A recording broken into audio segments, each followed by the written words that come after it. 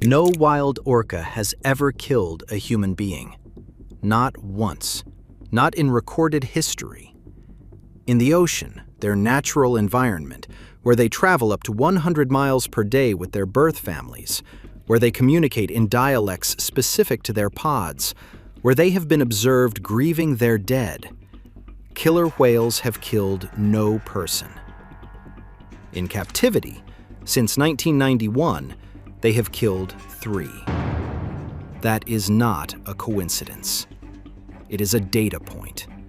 And it is not limited to orcas. The animals in this video were not born killers. They were turned into killers, or into something so damaged by the system they were placed inside that violence became the only language available to them. Some of that transformation is documented in behavioral science.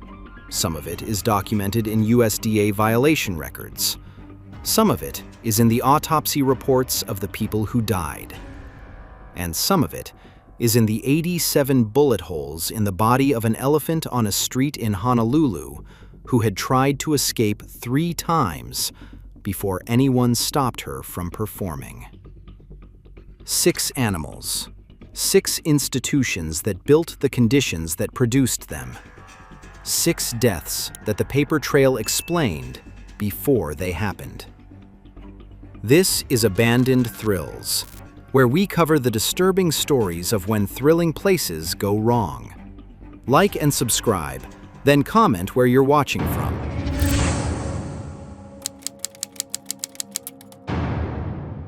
Loro Parque, Tenerife, Spain. Christmas Eve, 2009. A SeaWorld corporate incident report documenting the death of trainer Alexis Martinez at Loro Parque was filed on December 24, 2009. The document was obtained by journalist Tim Zimmerman and published as part of his investigation into captive orca aggression. One detail in that report stands out above every other. 40 seconds after the attack began, Alexis Martinez appeared motionless on the animal's rostrum. 40 seconds. Whatever happened in those 40 seconds, whatever force was required to render a trained, experienced, physically capable 29-year-old trainer motionless, happened in the time it takes to walk across a room. Alexis was from Tenerife. He had worked with orcas at Loro Parque since 2004 and had trained at SeaWorld's facilities in the United States to learn the methods.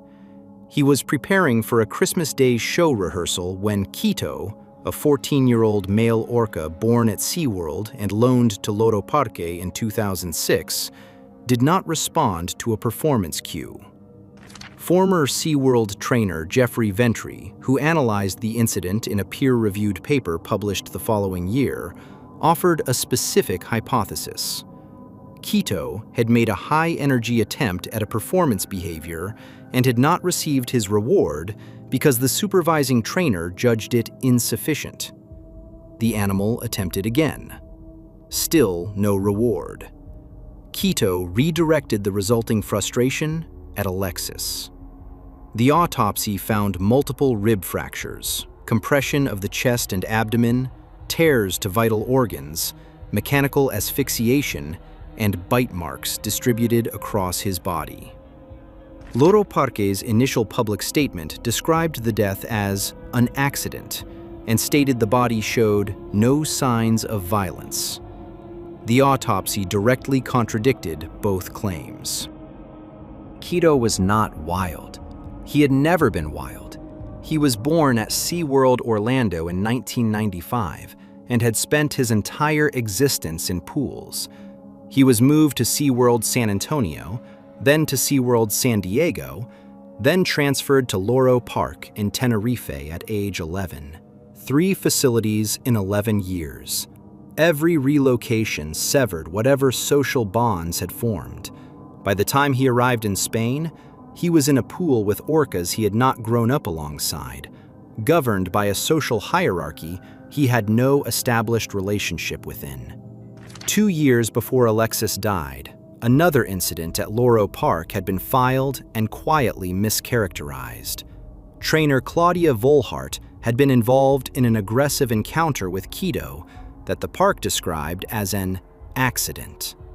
No structural changes followed. Keto continued performing.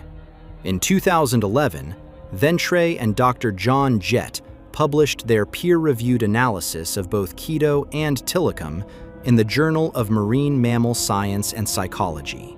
Their conclusion? The behavior both orcas expressed was consistent with the documented psychological consequences of captivity. Frustration redirected aggression, social isolation, no access to the natural escape behaviors that would resolve tension in the wild. Loro Parque continued operating orca shows after Alexis died. Keto continued performing until 2020, when shows were suspended. He died in November 2024 at 29 years old. Roughly 1/3 of the lifespan a wild male orca might expect. Alexis Martinez was 29 years old. He had trained at SeaWorld. He had learned the system. He died because the system produced an animal the system's own methods could no longer reliably reach.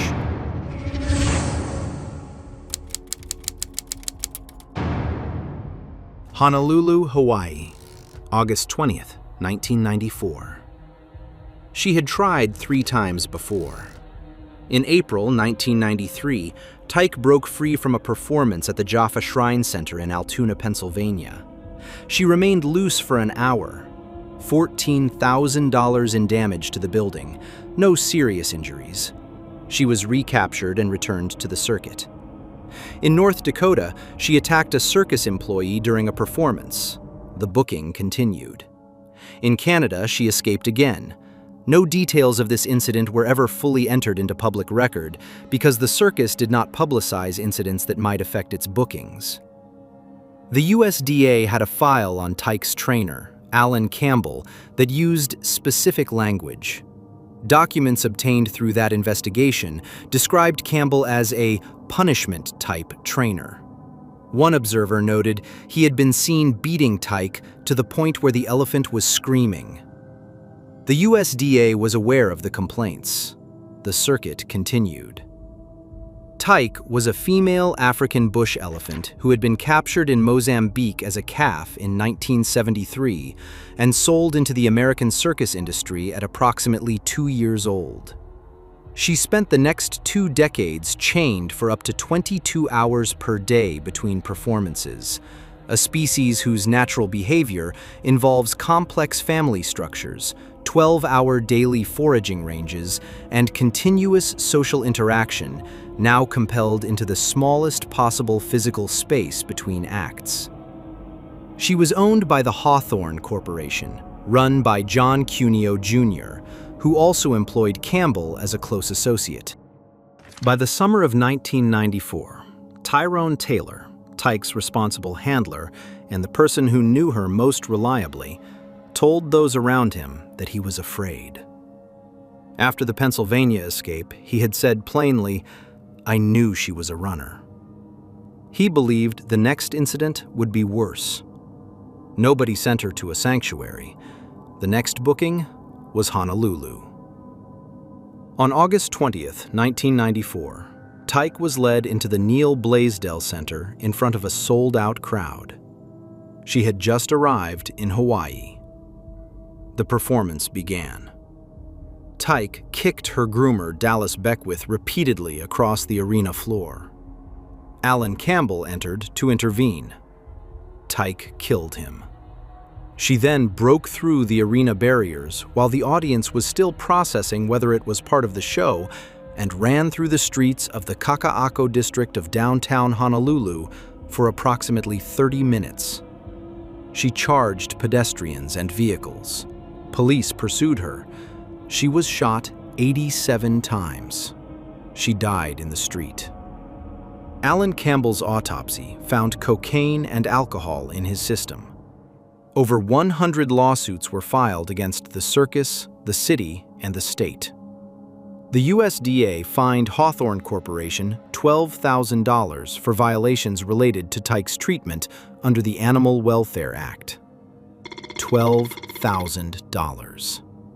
For 21 years of documented suffering that produced 3 prior escapes, multiple prior attacks, USDA citations for beating, and one afternoon in Honolulu that killed a man and ended with a 9,000-pound elephant dying in a public street surrounded by 87 bullet wounds.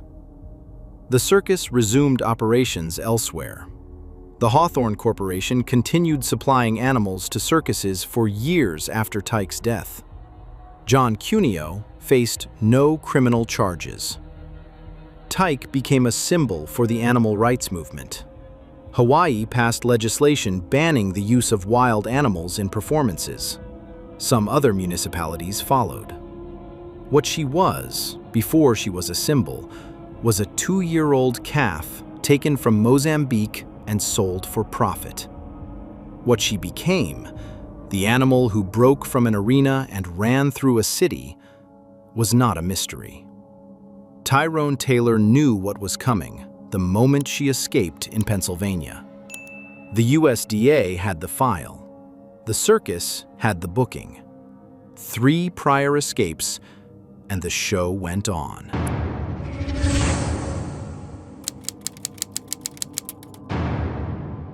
Everything that happened in SeaWorld's pools across 30 years of incidents is in the documented record. This channel covered that record in full in a previous investigation. What that investigation focused on was the institutional decisions.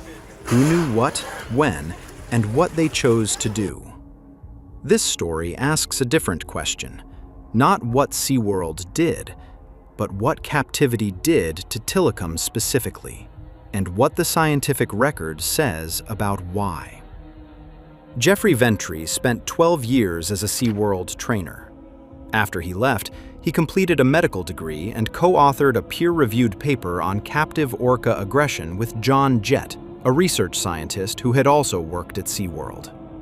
They published their findings in 2011. The paper examined Tilikum and Keto as case studies in what happens to orcas across years of captivity. Tilikum was captured from Icelandic waters in 1983 at approximately 2 years old. In the wild, a male orca of his type would spend the entirety of his life with the same family pod, would travel between 75 and 100 miles per day, and would never be expected to submit to social hierarchies outside that family unit. At Sealand of the Pacific in Victoria, British Columbia, Tilikum was held with 2 dominant females who bullied him routinely. He was confined overnight in the medical pool, a space barely larger than his own body, for protection from the aggression. He was on a protein-restricted diet used as a training reinforcement tool. He had no access to the escape behaviors that would naturally resolve tension in a wild environment. He killed Kelty Byrne at Sealand in 1991. He was 22 years old. SeaWorld purchased him and moved him to Orlando. They knew his history. They valued his genetics above the risk his history represented. For the next 19 years, he was the most commercially productive animal in SeaWorld's breeding program, fathering 21 calves. By the time Ventry and Jett published their paper, the physical evidence of what Captivity had done to Tilikum was documented in observable symptoms. His dorsal fin, which stands fully upright in wild males, had completely collapsed to one side. Collapsed dorsal fins are found in fewer than 1% of wild orcas. In captivity, they are near universal. The cause is the same. Captive animals cannot maintain the speed and volume of directional swimming that keeps the fin's supporting tissue taut. In a tank, the fin collapses. It is a physical measurement of confinement. His teeth showed significant wear from grinding against the pool walls and gates. An ex-employee described routine bleaching of the pool surfaces, the chemical smell of which permeated the facility and irritated the animal's skin and eyes.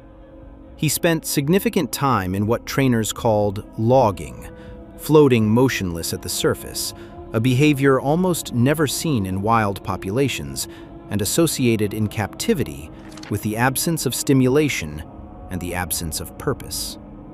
Between 1991 and 2010, across 3 human deaths, Tilikum spent 36 years in captivity. His lifespan was roughly half what a wild male orca might expect. SeaWorld maintained for years that the collapsed dorsal fin was normal, that the tooth wear was manageable, and that his behavior was not aggressive, simply playful. Former trainer John Hargrove, who experienced 10 significant waterwork aggressions from orcas during his career, described SeaWorld's characterization of Tilikum's attack on Dawn Brancho as not aggressive, as something he could not articulate in polite language. He said, "She is not alive to defend herself." Tilikum died in January 2017. He was approximately 36 years old. What was built from the moment he was taken from Icelandic waters at 2 years old, across Sealand, across Orlando, across 36 years, was documented in the paper trail, in the OSHA proceedings, and in the peer-reviewed findings of 2 former trainers who spent decades inside the system before they said publicly what the system had produced. No wild orca has ever killed a human being. If you're watching Abandoned Thrills on your television right now, search the channel on your phone and subscribe. New investigations every week. This is what we do.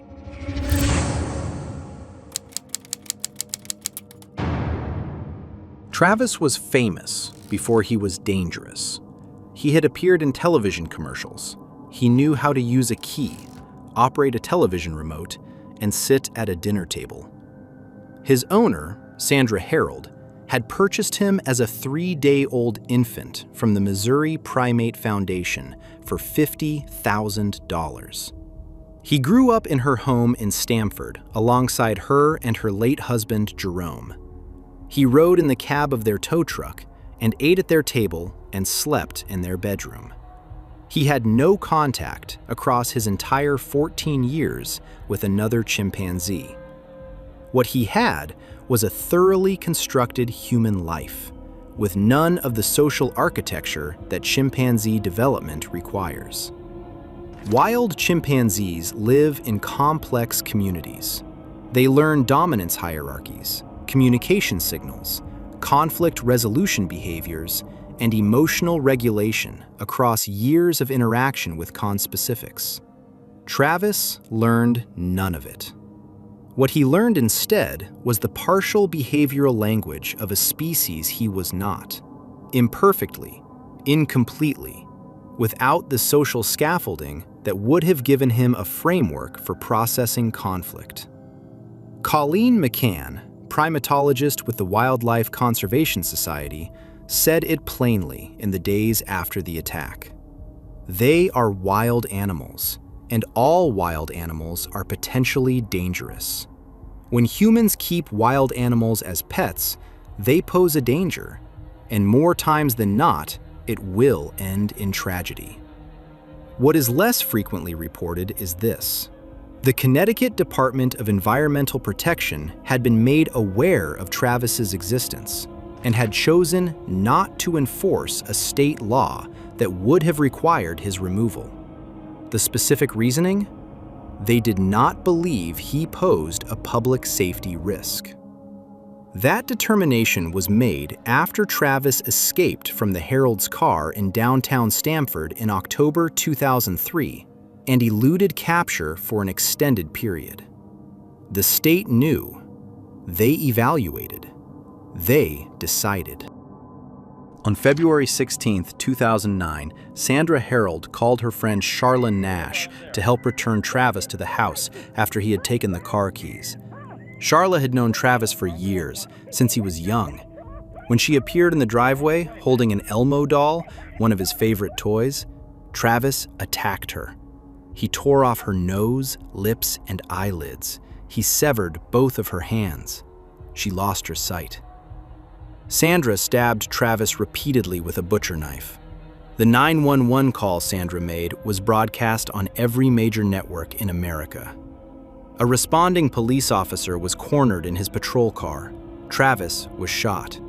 His toxicology report revealed Xanax in his system, prescribed by Sandra for an anxiety condition that, the lawsuit would argue, the drug had potentially made worse. Charla Nash received $4 million from Sandra Harold's estate. She filed a separate $150 million lawsuit against the state of Connecticut, arguing officials had been warned and had done nothing. She was eventually awarded $2.5 million from the state. Travis was 14 years old. He had lived 14 years in a context that was, in every measurable scientific sense, incompatible with what a chimpanzee is. The Connecticut DEP looked at what he was becoming and decided it was manageable. The Captive Primate Safety Act, legislation that would have banned the private sale of primates as pets, had been pending in Congress since 2005. It had stalled. In 2009, the year Travis attacked Charla Nash, it was still stalled.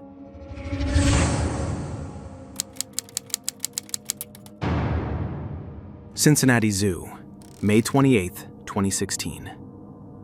This story ends with the zoo shooting the animal, not with the animal killing a person.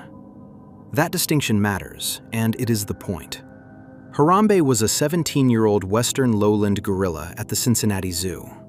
He had been born at the Gladys Porter Zoo in Brownsville, Texas, and transferred to Cincinnati at age 2.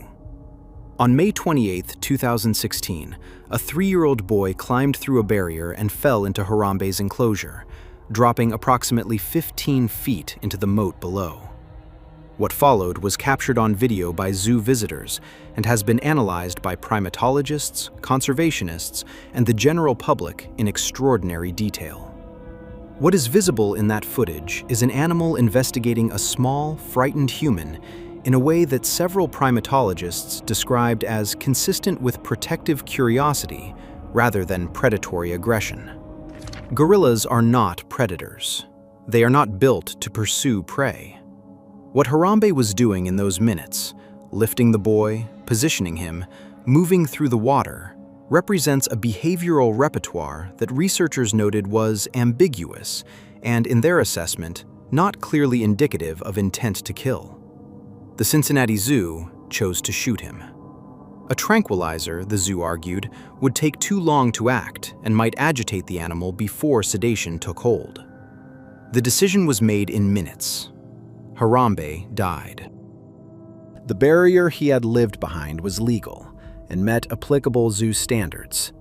Whether it was sufficient had never been tested, until a 3-year-old tested it. The parents of the child faced no criminal charges after investigation. No zoo official faced any consequence. The debate that followed about whether the shot was justified or whether a tranquilizer might have worked was extensive and ultimately unresolved. What the story of Harambe actually demonstrates is different from the question everyone argued about. It demonstrates what captivity produces as a systemic outcome. An animal confined behind a barrier that any determined child could breach, in an enclosure that bore no relationship to its natural environment, placed in a situation it had no natural framework to navigate, and killed because the institution that confined it had no better tool than a rifle. The zoo's design created the encounter. The zoo's limitations ended it. Harambe did not kill anyone. The system that placed him there, and the 3-year-old who reached him, produced a moment the system could only resolve by ending the animal. He was 17 years old.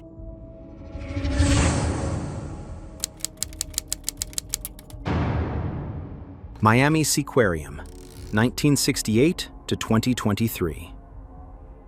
This last story does not end with a person dying. It ends with an animal dying while waiting to go home.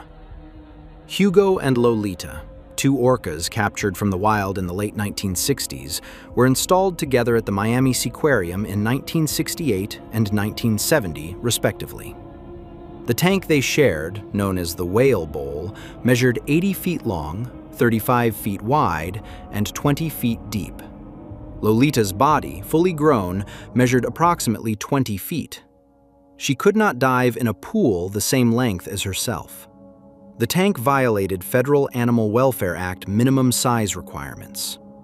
The USDA, which is responsible for enforcing those requirements, did not compel the Miami Seaquarium to remedy this for decades.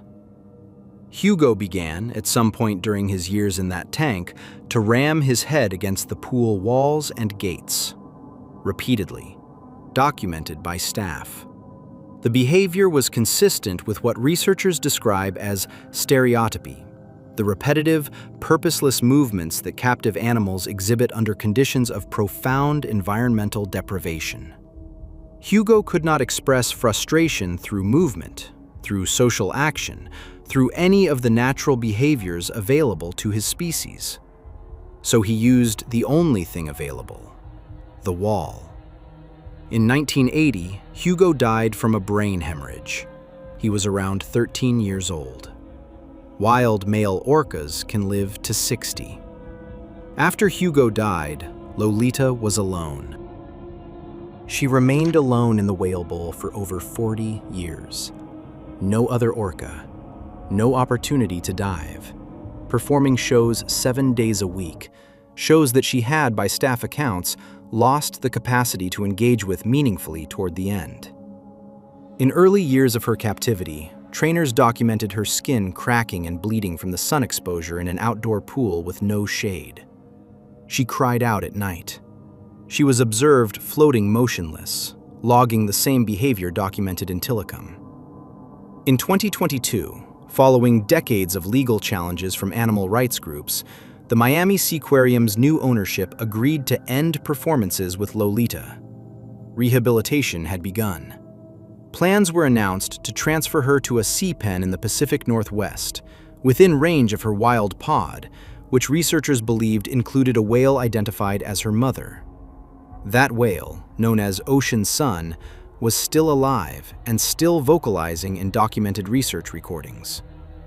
On August 18, 2023, Lolita died in the whale bowl before the transfer could happen. She had been in that tank for 53 years. Her mother is believed to still be alive in the ocean from which she was taken in 1970. The documentation of Lolita's life in captivity runs to federal court filings, USDA inspection records, medical logs, and expert witness testimony spanning multiple legal proceedings. It concludes with an 80-foot pool, a body the same length as the water she could not dive through, and a plan that arrived too late. Hugo killed himself in increments over years. Lolita outlasted him by 4 decades and died waiting for a transport that federal regulators and a change in ownership had finally approved. Neither of them hurt anyone. That is not the point of their story. The point is that the system placed them in a concrete pool and called it a home. And the documentation of what that did to them is in the public record. And the institution that profited from their performances fought in court for years to keep them there. Lolita's mother is still alive. Her daughter is not. 6 animals, 6 institutions. One consistent finding across all of them. The behavior that killed people, or that destroyed the animals themselves, was not random. It was produced. Built through confinement, isolation, frustration, and the sustained application of conditions that every scientific framework for animal psychology predicted would generate exactly the outcomes that followed. The paper trail in each case, the USDA citations on Campbell's treatment of Tyke before she ran through Honolulu, the peer-reviewed documentation of Tilikum's behavioral deterioration, the Connecticut DEP's documented awareness of Travis's escalating risk, The federal court record of Lolita's tank violating minimum size requirements across 4 decades existed before anyone died. The system built these animals.